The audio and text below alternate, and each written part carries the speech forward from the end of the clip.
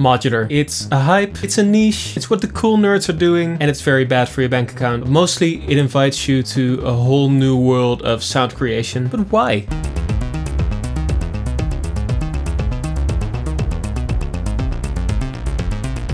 Remember this thing? The first iPhone. When it was introduced, I went totally nuts. I've probably seen Steve Jobs' presentation a million times. And while at first glance it already was miles ahead of any other smartphone, there's something else. It's not just a device, it's a lifestyle? Okay, maybe not.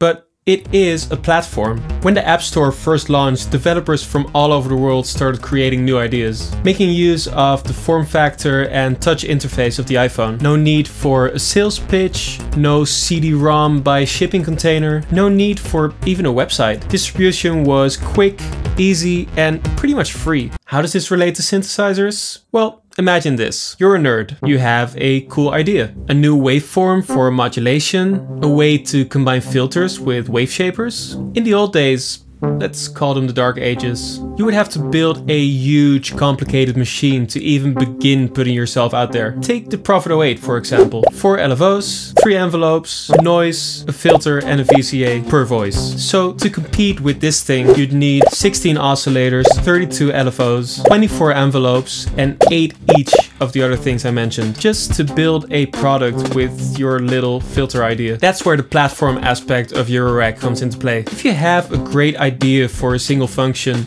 you can probably build it, either by programming a microchip, creating alternate firmware, or modding a DIY module. Building modules is obviously not for everyone, but this makes the barriers to entry so much lower than before. As we know from economics, competition breeds innovation. Even more so since we as synthesists demand some form of multifunctionality and complexity. Let's look at the current most popular modules. In 2022, you're not very likely to just buy a simple oscillator. Our demands force module designers to go out of their way and make something crazy. And when you add one multifunctional module to another and another and another, complexity multiplies and you end up with an instrument that surpasses anything that ever came before. So much so that you can't immediately patch my system and I can't do that to yours.